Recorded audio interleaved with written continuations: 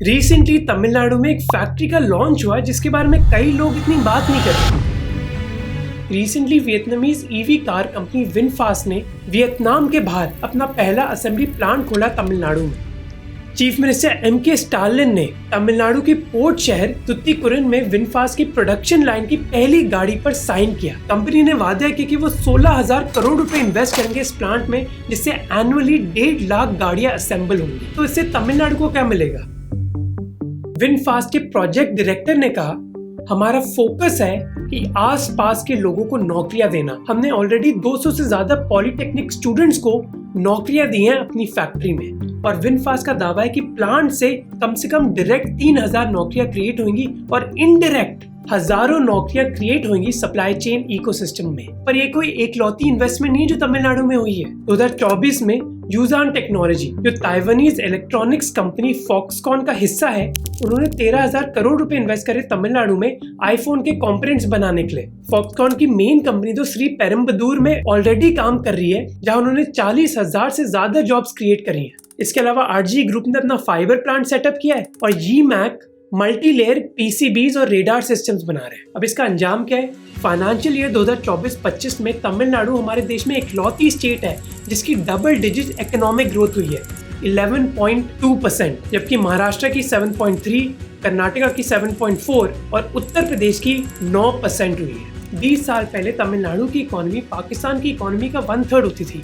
आज ये दोनों इकोनॉमीज बराबर है। इंडिया की ग्रोथ स्टोरी के बारे में पेसिमिस्टिक होना बहुत आसान है, मुश्किल है इस स्टोरी में विश्वास रखना। और यही कहना है इंडिया के former chief economic adviser Arvind Subramanian का, जो कहते हैं कि जो तमिलनाडु ने किया है वही हमें करना होगा उत्तर प्रदेश, बिहार और राजस्थान में। अब सवाल ये कि तमिलनाडु ने ऐसा क्या है और इससे दूसरी स्टेट्स हमारे देश में क्या सीख सकते हैं। अब आगे बढ़ने से पहले I want to recommend a 2-day AI workshop by Outskill, a today's sponsor. Outskill एक AI फर्स्ट प्लेटफॉर्म है जिसको कई टॉप AI फाउंडर्स और इन्वेस्टर्स बैक कर रहे हैं। नॉर्मली इस ट्रेनिंग की वैल्यू 5,000 रुपए होती है, पर मेरी ऑडियंस के लिए बिल्कुल फ्री है। ये ट्रेनिंग इस वीकेंड सैटरडे और संडे होगी, यानी कि सुबह के 10 बजे से लेकर शाम के 7 बजे तक, यानी कि लगातार 16 घंटे की लाइव AI ट्रेनिंग। इस प्रोग्राम में आप सीखोगे कि कैसे 20 से ज्यादा AI टूल्स को यूज करके आप अपने काम को कैसे ऑटोमेट कर सकते हो, डेटा एनालिसिस कैसे कर सकते हो बिना कोडिंग करे, एक्सेल और प्रेजेंटेशंस में AI का कैसे यूज कर सकते हो, और नो कोड टूल्स को आप कैसे अपनी प्रोडक्टिविटी बनाने के लिए यूज कर सकते हो। AI एजेंट्स कैसे डेवलप करते हैं, इमेज और वीडियो जनरेशन कैसे करते हैं, और आप अपनी प्रोडक्टिविटी कैसे मल्टीपल टाइम बूस्ट कर सकते हो। सेल्स में हो, मार्केटिंग में हो, HR, ऑपरेशंस, फ्रीलांसर हो या फिर एंटरप्रेन्योर हो, आपको सीखने को मिलेगा and you can apply this learnings immediately into your job और योर बिजनेस। 1 लाख से ज्यादा लोग 40 कंट्रीज से इस ट्रेनिंग का हिस्सा बन चुके हैं। लिंक डिस्क्रिप्शन में। अभी जाओ एंड बुक अ स्लॉट और व्हाट्सएप ग्रुप ज्वाइन करना मत भूलना, ताकि आपको रेगुलर अपडेट्स मिलती रहे। अब आते वीडियो पर वापस। जब हम एक फास्ट ग्रोइंग इकोनॉमी के बारे में सोचते हैं ना, हम ये इमेजिन करते हैं कि कोई भी लड़का या फिर लड़की अपने लैपटॉप में कोडिंग कर रही होगी। पर ये जो हमारी इमेजिनेशन है ना, ये मिसरिप्रेजेंटेड है, क्योंकि अगर आप दूसरे डेवलप्ड देशों की हिस्ट्री पढ़ोगे आपको समझ आएगा कि उनके अमीर होने के पीछे एक बहुत बड़ा कंट्रीब्यूशन मैन्युफैक्चरिंग सेक्टर को गया है। मैन्युफैक्चरिंग एक ऐसा सेक्टर है जिससे गरीब लो स्किल्ड वर्किंग क्लास एक higher standard of living achieve कर सकती है। आप अमेरिका की बात करो, यूनाइटेड किंगडम की बात करो या फिर चाइना की, ये सब अमीर मैन्युफैक्चरिंग में इन्वेस्ट करके ही हुए। चाइना आज पूरा दुनिया का मैन्युफैक्चरिंग कैपिटल है, और दुनिया का ऑलमोस्ट 30% मैन्युफैक्चरिंग आउटपुट उनके देश से ही आता है, और यही रेसिपी अब तमिलनाडु फॉलो कर रही है। उन्होंने एक स्ट्रॉन्ग टैलेंट पूल तैयार किया है मैन्युफैक्चरिंग सेक्टर के लिए, और इस टैलेंट पूल की वजह से अब कई कंपनीज तमिलनाडु में अपने ऑपरेशन सेटअप करना चाहते हैं। हमारी सरकार ने annual survey of industries publish करी, जिसके हिसाब से सबसे ज्यादा लोग जो मैन्युफैक्चरिंग में काम कर रहे हैं वो तमिलनाडु में है। और ये कोई लक बाय चांस नहीं है, बल्कि तमिलनाडु ने कई सालों से इसी चीज पर फोकस किया है। उन्होंने फोकस किया है कि हम क्वालिटी टैलेंट कैसे दे पाए इन फैक्ट्रीज को, और जवाब है इंजीनियर्स। पूरे देश के 17% इंजीनियर्स बस तमिलनाडु में है। जब आप इंजीनियरिंग कॉलेजेस का भी नजारा देखोगे आपको ये क्लियरली दिखेगा कि तमिलनाडु उस रेस में भी आगे है, जब पूरी स्टेट में करीब 500 इंजीनियरिंग कॉलेजेस हैं, और NIRF रैंकिंग्स के हिसाब से सबसे ज्यादा टॉप रैंक कॉलेजेस तमिलनाडु में ही है, 13 कॉलेजेस, जबकि ये नंबर कर्नाटका में 9 है, दिल्ली में 7 और तेलंगाना में 6।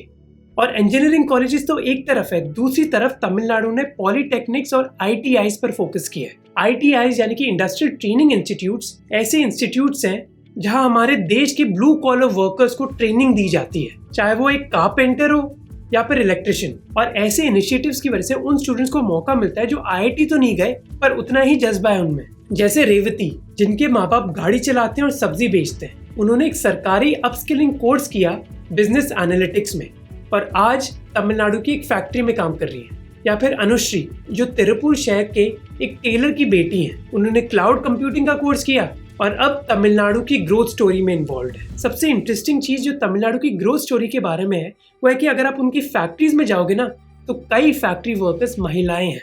2021 के सरकारी सर्वे के हिसाब से करीब 15 लाख महिलाएं इंडियन फैक्ट्रीज में काम करती है, जिनमें से 42% तो तमिलनाडु में है। फॉक्सकॉन ने ली, जो एक चाइनीज इंजीनियर है, उनको इंडिया भेजा ताकि वो अपनी इंडियन फैक्ट्री की एफिशिएंसी बढ़ा सके चाइना के मुकाबले।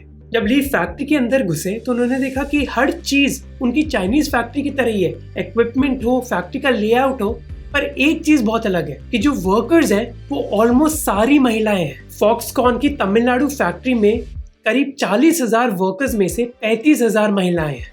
इस चीज के लिए भी तमिलनाडु ने मेहनत करी है।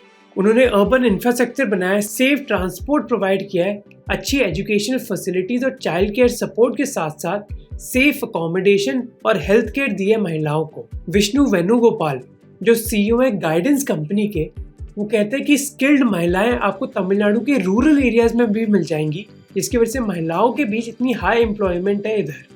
पद्मनी एक 26 साल की स्टे एट होम नर्स होती थी, पर 2021 में उनको फॉक्सकॉन की असेंबली लाइन में नौकरी मिल गई। वो कहती है कि उनको पता भी नहीं था कि ट्वीजर होता क्या है, ना मुझे नाम पता था ना उनको पकड़ना आता था, पर अब वो हर घंटे करीब 500 वॉल्यूम कंट्रोल पार्ट्स को स्टिच कर पाती है। अंग्रेजी में एक कहावत है कि Rome wasn't built in a day. Similarly Tamil Nadu का ये चेहरा एक दिन में नहीं बदला।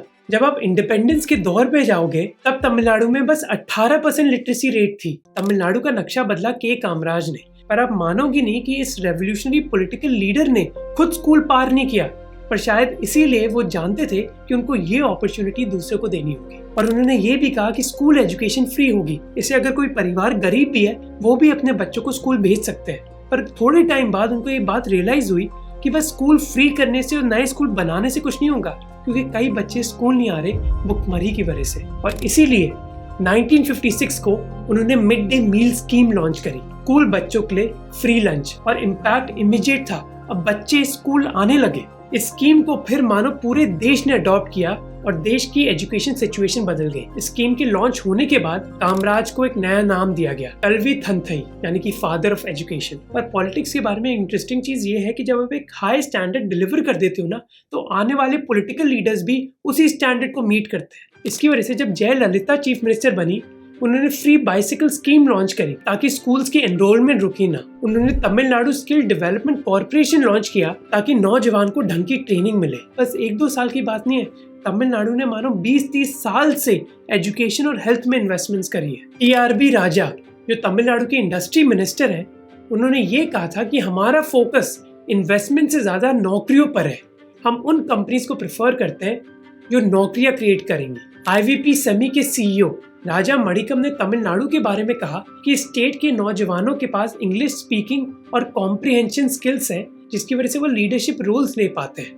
इंटरेस्टिंग चीज ये भी है कि हमारे देश के कई स्टेट्स में जो ग्रोथ है ना, वो बहुत कॉन्सेंट्रेटेड है, कुछ ही शहरों में आपको दिखेगी, जबकि तमिलनाडु में वो ज्यादा डिवर्सिफाइड है। चेन्नई के अलावा कोयम्बटूर, मदुरई और तिरुचि में भी आपको इंडस्ट्रीज मिल जाएंगी। और जब आप कई इकोनॉमिस्ट से सवाल पूछोगे कि तमिलनाडु इधर तक पहुंचा कैसे, चाहे वो जॉन ड्रेजो, अमर्त्य सेन हो या फिर कार्तिक मुरलीधरन हो, वो एजुकेशन सिस्टम के अलावा तमिलनाडु के हेल्थ केयर सिस्टम के बारे में बात करते हैं। तमिलनाडु ने अच्छी हेल्थ केयर दी है, वो भी कम दामों में।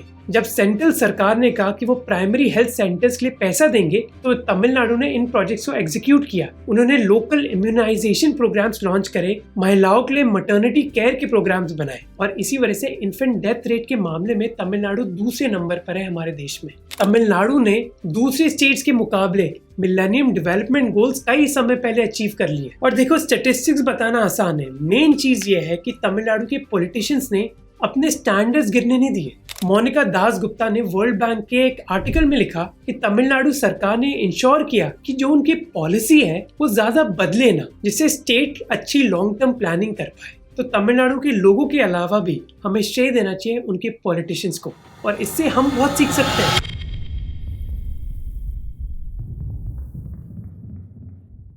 – 1991 में इंडियन सरकार ने एक हिस्टोरिक डिसीजन लिया, अपनी इकोनॉमी को लिबरलाइज किया। If we don't wake up now, we would have mortgaged the economic independence of this country. We will ensure that our industrial economy becomes a vibrant industrial economy. उसी साल तमिलनाडु की chief minister बनी जयललिता।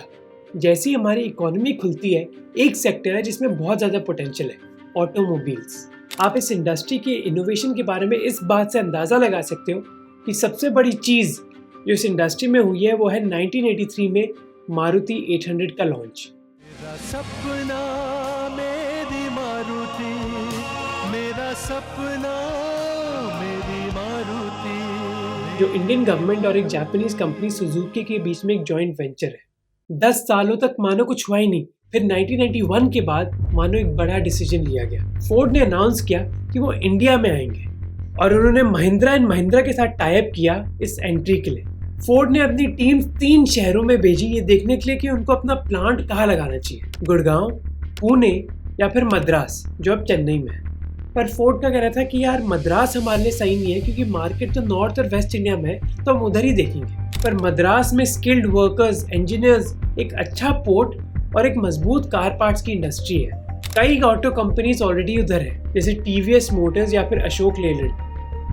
पर तमिलनाडु की reputation अच्छी नहीं थी businesses के लिए। बहुत confusing rules, traffic jam, water logging, कोई भी इतना एक्साइटेड नहीं था। और इधर ही तमिलनाडु की सरकार ने डिसाइड किया कि वो किसी ना किसी तरह फोर्ड को कन्विंस करेंगे। जयललिता को रियलाइज हुआ कि अगर फोर्ड की डील तमिलनाडु में आ गई तो उनकी स्टेट, नौकरियां, इंडस्ट्री और खुद की प्रेस्टीज को बहुत फ़ायदा मिलेगा। जब फोर्ड की टीम्स मिशिगन से इंडिया आई तो जयललिता ने मानो उनके लिए कारपेट बिछा दिया।